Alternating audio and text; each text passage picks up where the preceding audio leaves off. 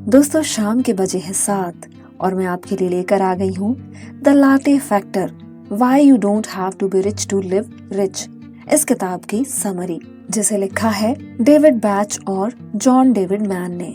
दोस्तों हम सब की लाइफ में एक ऐसा टाइम आता है जब हम अपने रोजमर्रा के कामों से थक जाते हैं, अपने रूटीन से थक जाते हैं। एक टेबल पर बैठकर एक ही तरह का काम करते करते हम थक जाते हैं और बोरियत भी महसूस करने लगते हैं। अगर आप भी अपनी लाइफ में इसी तरह की फीलिंग से गुजर रहे हैं तो चलिए सुनते हैं जोई की कहानी। जोई एक 27 वर्षीय लड़की थी जो न्यूयॉर्क में रहती थी। वो एक ट्रैवल एजेंसी में काम करती थी। उसके 2 सपने थे, एक तो वो फोटोग्राफर बनना चाहती थी और दूसरा उसे देश विदेश की सैर करना चाहती थी। एक दिन जोई पास के रेस्टोरेंट से लाटे, जो कि एक तरह की कॉफी होती है, वो पीने जाती है। वहाँ वो दीवार पर देखती है कि लाटे की एक पेंटिंग लटकी हुई है।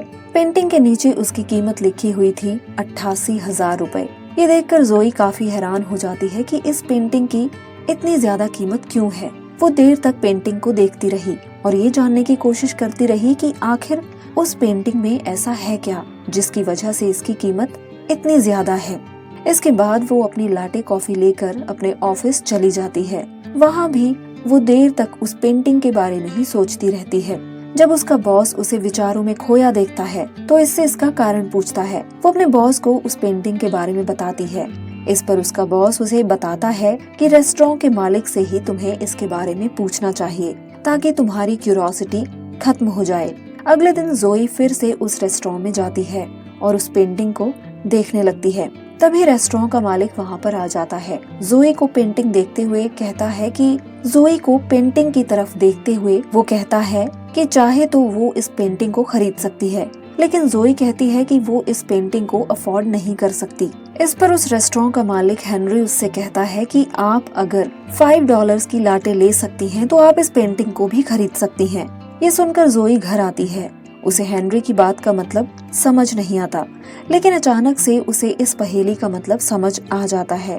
अगर वह लाटे ना पीकर घर से ही कॉफी बनाकर ले जाए तो एक दिन वह इतने पैसे बचा सकती है कि उस महंगी पेंटिंग को खरीद भी सकती है। इसके बाद जोई सेविंग्स करना शुरू करती है और अपनी फाइनेंशियल फ्रीडम की जर्नी शुरू करती है। वो फोटोग्राफी का एक सस्ता सा कोर्स भी कर लेती है और इंटरनेट पर काफी कुछ सीख लेती है। फिर वो फोटोज की वेबसाइट शुरू कर देती है जिससे उसकी आमदनी 2 गुनी हो जाती है। वह अपने बॉस से कहती है कि वह हर साल सबैटिकल लेना चाहती है, यानी मध्यकालीन अवकाश लेना चाहती है, जिसके दौरान वो दूसरे देश से अपना काम कंटिन्यू करेगी। उसका बॉस भी इसके लिए मान जाता है और जोई देश विदेश घूमने लगती है। दोस्तों इस किताब में बेसिकली हमें फाइनेंशियल फ्रीडम के बारे में समझाया गया है। इस किताब में से ऐसे 3 सीक्रेट्स बताए जाएंगे जो आपको अपनी चॉइस की लाइफ जीने के लिए जानने चाहिए। ये किताब आपको ये नहीं बताती कि आपको क्या सीखना है या क्या एक्सप्लोर करना है, बल्कि ये आपको उन चीजों का एहसास करवाएगी जो कि आपके पास पहले से ही मौजूद हैं। सबसे पहले ये किताब हमें सिखाती है that you are richer than you think, यानी जितना आप दिखते हैं आप उससे ज्यादा अमीर होते हैं, लेकिन हमें इस बात का एहसास तक नहीं होता। हेनरी ने जोई से कहा था कि अगर तुम एक लाटे खरीद सकती हो तो तुम ये पेंटिंग भी खरीद सकती हो। ये काफी मिस्टीरियस सी बात थी। हेनरी ने और भी बहुत सारी ऐसी बातें कही थी जो जोई को अभी तक समझ नहीं आई थी। उसके दिमाग में कई सवाल दौड़ रहे थे। अब समझते हैं फाइनेंशियल फ्रीडम के बारे में। सबसे पहले हम समझते हैं कि फाइनेंशियल फ्रीडम होती क्या है। लेखक कहते हैं कि फाइनेंशियल फ्रीडम के 3 कंपोनेंट्स होते हैं। पहला वेल्थ, दूसरा फ्री टाइम और तीसरा गुड हेल्थ। वेल्थ में लेखक कहते हैं कि सबसे पहले फाइनेंशियली फ्री होने के लिए आपके पास बहुत सारी दौलत होनी चाहिए, तभी आप ऐशो आराम से रह पाएंगे। दूसरा, आपके पास बहुत सारा फ्री टाइम होना चाहिए ताकि आप अपनी दौलत को एंजॉय कर सकें। बहुत से लोग सोचते हैं कि अच्छी जॉब से वे अमीर बन सकते हैं, लेकिन उन्हें 9 to 5 से काम करना पड़ता है। ऐसे में उनके पास एंजॉय करने का टाइम ही नहीं बचता। मान लीजिए आप दुनिया घूमना चाहते हैं, लेकिन जॉब के चलते क्या आपको कभी इतना टाइम मिल पाएगा कि आप ट्रिप प्लान कर लें? फाइनेंशियल फ्रीडम का तीसरा कंपोनेंट है गुड हेल्थ, यानी अच्छी सेहत। कई बार हम ज्यादा पैसे कमाने के चक्कर में बहुत ज्यादा मेहनत करने लगते हैं, जिससे हमारी हालत खराब हो जाती है। हमें बहुत स्ट्रेस हो जाता है, जिससे बहुत सी बीमारियां भी हमें लग जाती हैं। सेहत खराब होने के चलते कोई भी अपनी दौलत को एंजॉय नहीं कर पाता। इसीलिए दोस्तों, अगर आपको अपनी फाइनेंशियल फ्रीडम से मिलना है तो आपको इन 3 कंपोनेंट्स को हासिल करने की कोशिश करनी चाहिए। किताब के अगले भाग में लेखक बताते हैं कि आपको एक अच्छी स्ट्रैटेजी बनानी चाहिए जिसे फॉलो करके आप फाइनेंशियल फ्रीडम प्राप्त कर सकें। सबसे पहले लेखक कहते हैं, पे योरसेल्फ फर्स्ट, यानी सबसे पहले खुद को पे करना चाहिए। हमारी जो भी सैलरी आती है वो सीधा बैंक में चली जाती है और हम खुद को कभी भी पे नहीं कर पाते। सबसे पहले तो हम अपने बिल्स वगैरह पे करने में लग जाते हैं, उसके बाद हम अपने ऋण वगैरह चुकाने में लग जाते हैं, उसके बाद और घर के खर्चे, लेकिन हम खुद को कभी भी पे नहीं करते। ना ही हम अपने आप को उस काम को करने का रिवॉर्ड देते हैं जो कि हम रोज करते हैं, और जितनी मेहनत करने के बाद वो पैसा हमें मिलता है उसके लिए भी हम अपने लिए कोई भी रिवॉर्ड नहीं रखते। इसीलिए लेखक बताते हैं कि सबसे पहले हमें खुद को कुछ पैसे पे करने चाहिए, फिर उस पैसे को हमें इन्वेस्ट कर देना चाहिए। खुद को पे ना करने पर हम सारी सैलरी को खर्च कर देते हैं और कुछ भी नहीं बचता, जिसकी वजह से हमारे अंदर कॉन्फिडेंस की कमी भी आती है और हमें असंतुष्टि का भी एहसास होने लगता है। अब लेखक बताते हैं कंपाउंडिंग के बारे में। मैक्सिमम बैंक हमें केवल सिंपल इंटरेस्ट ही देते हैं। ज्यादातर लोग अपने पैसे को सेविंग्स अकाउंट में रख देते हैं, जहां उन्हें नाम मात्र का सिंपल इंटरेस्ट ही मिल पाता है। अगर आपने 1000 रुपए जमा किए हैं और उस पर 100 रुपए आपको ब्याज मिला है, तो आपको हमेशा ही 1000 रुपए पर ही ब्याज मिलता रहेगा। इसके अपोजिट कंपाउंड इंटरेस्ट यानी चक्रवृद्धि ब्याज में बहुत फर्क होता है, यानी चक्रवृद्धि ब्याज में काफी फर्क होता है। अगर आपने 1000 रुपए जमा किए हैं और उस पर 100 रुपए आपको ब्याज मिला, तो इसके बाद आपको 1100 रुपए पर ब्याज मिलेगा, ना कि हर बार 1000 रुपए पर। जिन लोगों को ये सीक्रेट पता है वे आगे चलकर करोड़ों के मालिक बन जाते हैं, वहीं दूसरी ओर बाकी लोग गरीब ही रह जाते हैं, फिर चाहे दोनों ने शुरू में सेम ही अमाउंट जमा क्यों ना किया हो। इंडिया में पीपीएफ अकाउंट में यानी पब्लिक प्रोविडेंट फंड में कंपाउंड इंटरेस्ट मिलता है। इसके साथ ही पैसा सेविंग्स अकाउंट में ना रखकर एफडी यानी फिक्स्ड डिपॉजिट करवा लेना चाहिए। फ्लेक्सी अकाउंट की फैसिलिटी हो तो वह भी ले लेना चाहिए, जिससे आपके लिमिट के ऊपर के पैसे अपने आप ही एफडी में कन्वर्ट होते रहते हैं। इसके बाद लेखक कहते हैं कि हमें अपने फालतू के एक्सपेंसेस को कट कर देना चाहिए। जैसे जोई ने लाटे पीना कम कर दिया था। महंगे रेस्टोरेंट में हर दिन खाना ना खाकर हम अपना लंच खुद बना सकते हैं। घर पर भी हम अच्छी चीजें बनाकर खा सकते हैं। इसके बाद ब्रांडेड कपड़े पहनने की भी ज्यादा जरूरत नहीं होती। इसके बदले हम सिंपल कपड़े पहन सकते हैं जो ब्रांडेड कपड़ों की तरह नजर आते हैं।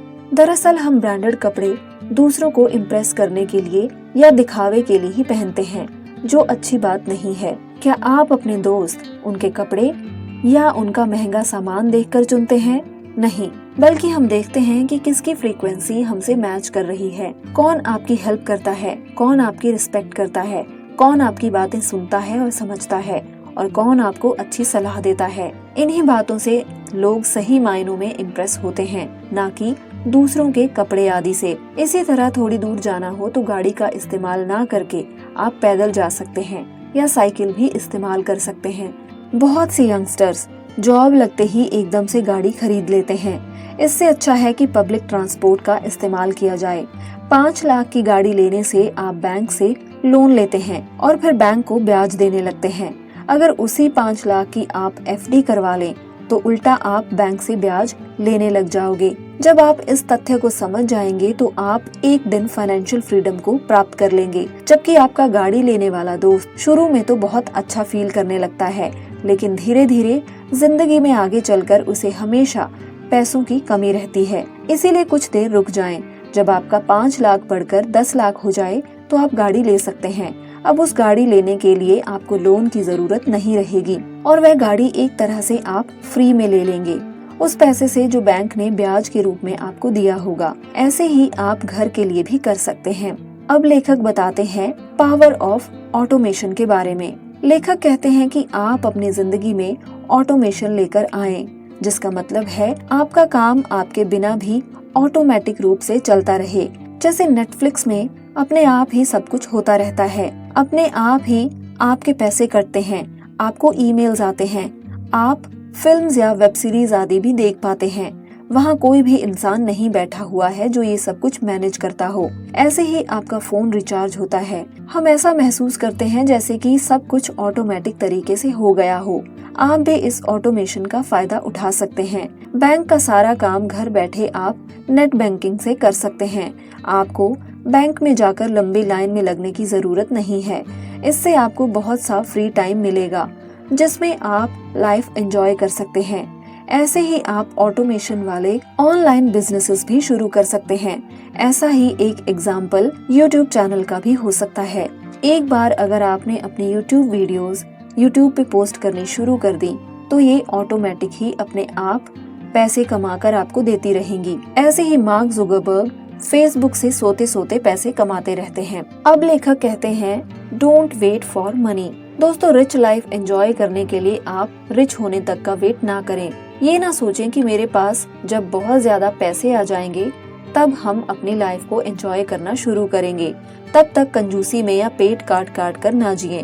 इसके विपरीत आप आज से ही लाइफ को एंजॉय करना शुरू करें। इसके लिए लेखक कहते हैं कि आप बहुत बड़े बड़े गोल्स को छोटे गोल्स में बांट लें।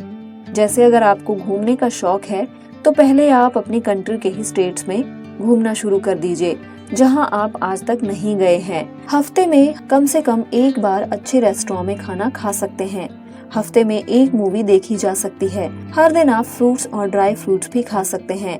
हर दिन आप एक्सरसाइज भी कर सकते हैं और हर दिन एक नई किताब की समरी भी सुन या पढ़ सकते हैं।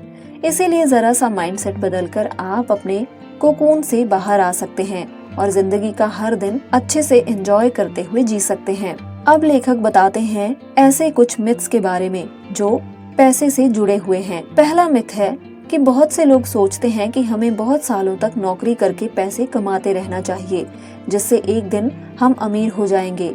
लेकिन इससे कभी भी फाइनेंशियल फ्रीडम नहीं मिलती, क्योंकि उनके पास पैसा हो सकता है लेकिन उनके पास कभी टाइम नहीं होगा और ना ही वे एंजॉय कर पाएंगे, क्योंकि अमीर बनते बनते वे बूढ़े हो जाएंगे। इसके बाद लाइफ में कुछ एंजॉय नहीं कर पाएंगे। इसीलिए आप पैसा कमाने के साथ ही रिच लाइफ को एंजॉय जरूर करें। अगला मिथ है पैसे से पैसा कमाया जाता है। बहुत से लोग ये सोचकर बैठे रहते हैं कि वे बिजनेस कैसे कर सकते हैं, उनके पास तो पैसा ही नहीं है। लेकिन बहुत से गरीब लोगों ने भी बिजनेस करना शुरू किया है जो आज करोड़पति बन चुके हैं। एग्जाम्पल के लिए ओयो को ही ले लीजिए। उनके मालिक के पास पैसे नहीं थे, इसीलिए सिर्फ दूसरों के होटल के जरिए अपना बिजनेस उन्होंने स्थापित किया और एंजल इन्वेस्टर्स और वेंचर कैपिटलिस्ट से फंड जुटाकर ये बिजनेस उन्होंने शुरू किया। इस तरह आप भी बहुत ही कम पैसों में अपना बिजनेस शुरू कर सकते हैं।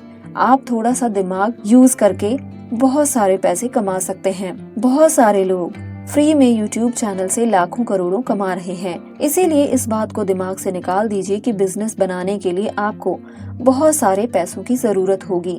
शुरू में छोटा बिजनेस शुरू कर सकते हैं और धीरे धीरे आप उसे स्केल अप भी कर सकते हैं। तीसरा मिथ ये सोच है कि अगर आपका पैसा खत्म हो जाएगा तो आपके दोस्त आपकी हेल्प कर ही देंगे। लेकिन दोस्तों, ये बहुत बड़ा झूठ है। पैसों के मामले में हर कोई पॉजिटिव होता है। ये सबके खून पसीने की कमाई होती है। कोई भी किसी को पैसा नहीं देना चाहता। बहुत से दोस्त बहाना लगा देंगे और आपकी हेल्प नहीं करेंगे, लेकिन ये ह्यूमन नेचर है। कोई आपसे पैसे मांग ले तो आप भी नहीं देना चाहेंगे। इसीलिए फाइनेंशियल फ्रीडम प्राप्त करने की कोशिश हमें करनी चाहिए ताकि कभी दूसरों से पैसे हमें मांगने ही ना पड़े। दोस्तों, लाटे फैक्टर का मतलब ये नहीं कि हमारी कैफीन की आदत छूट जानी चाहिए या हम रेस्टोरेंट में जाकर कॉफी नहीं पी सकते, बल्कि लाटे फैक्टर एक मेटाफोर है और हर उस चीज पर अप्लाई होता है जिस पर आप फिजूल खर्ची करते हैं। लाटे फैक्टर आपको अपनी मनपसंद चीजों से दूर नहीं करता, बल्कि ये आपको उन चीजों की अहमियत समझाता है जो हमारे लिए ज्यादा इम्पोर्टेंट होती हैं। यानी एक तरह से लाटे फैक्टर आपको एहसास करवाता है कि जो छोटे छोटे डिसीजंस हम अपनी जिंदगी में लेते हैं वो आगे चलकर हमारे फ्यूचर पर बहुत बड़ा इम्पैक्ट डाल सकते हैं। इस समरी में आपने ऐसे 3 अहम चीजों के बारे में सीखा जो हमें अपनी चॉइस की लाइफ जीने में हेल्प करती हैं। इसीलिए ये चीजें हमेशा याद रखिए। सबसे पहले हमने सीखा कि आपको दूसरों से पहले खुद को पे करना जरूरी है। लेकिन इसका मतलब ये नहीं कि आप सेल्फिश हो गए। लाइफ में खुद को प्रायोरिटी देना बहुत जरूरी होता है। खुद पर और अपने फ्यूचर पर इन्वेस्ट करना जरूरी होता है। इस तरह आप भी अपने फ्यूचर को सिक्योर बनाने के लिए इस पर इन्वेस्ट करना शुरू करें। इस तरह आप अपने साथ साथ दूसरों को भी हेल्प कर सकते हैं। दूसरी चीज हमने ये सीखा कि बजटिंग ज्यादा इफेक्टिव नहीं होती, इसीलिए अपनी सेविंग को ऑटोमेटिक बनाइए। अगर आपके पास पैसा नहीं होगा तो आप खर्च कैसे करेंगे? इसीलिए अपनी सेविंग ऑटोमेटिक करके आप ना सिर्फ अपना पैसा बल्कि अपनी लाइफ को भी सेव कर सकते हैं। तीसरी बात हमने ये सीखी कि हमें रिच दिखना नहीं है बल्कि हमें रिच लाइफ जीनी है। इसके लिए किसी टूटते तारे से कुछ मांगने का इंतजार मत कीजिए, बल्कि अपने दम पर अपनी जिंदगी जीने की हिम्मत रखिए। लाटे फैक्टर का मतलब है अपनी छोटी छोटी खर्चीली हैबिट्स को कंट्रोल करना, ताकि हम फ्यूचर में कुछ बड़ा अचीव कर सकें। ये कॉन्सेप्ट आपको पैसे खर्च करने से नहीं रोकता, बल्कि ऐसी जिंदगी जीने के लिए प्रोत्साहित करता है जो आप हमेशा से चाहते थे। तो दोस्तों, आपने इस समरी से जो कुछ भी सीखा है उसे आप आज से ही अपनी जिंदगी में अप्लाई करना शुरू कर दीजिए। कुछ ही वक्त में आप अपनी लाइफ में काफी बड़ा डिफरेंस देख सकते हैं और अपने फ्यूचर को सिक्योर भी कर सकते हैं। तो दोस्तों, ये थी हमारी आज की बुक समरी। आपको ये बुक समरी कैसी लगी आप कमेंट सेक्शन में जरूर बताइएगा, और इस बुक समरी को अपने दोस्तों और रिश्तेदारों में भी जरूर शेयर कीजिएगा, ताकि उन्हें भी इन वैल्यूएबल चीजों के बारे में पता चल सके। हमारे YouTube चैनल को सब्सक्राइब करना ना भूलिएगा, क्योंकि हम हर दिन एक ऐसी ही मजेदार, इंटरेस्टिंग और नॉलेज से भरी किताब की समरी को पोस्ट करते हैं। तो दोस्तों, हमेशा सुनते रहिए, सीखते रहिए। धन्यवाद दोस्तों, थैंक यू।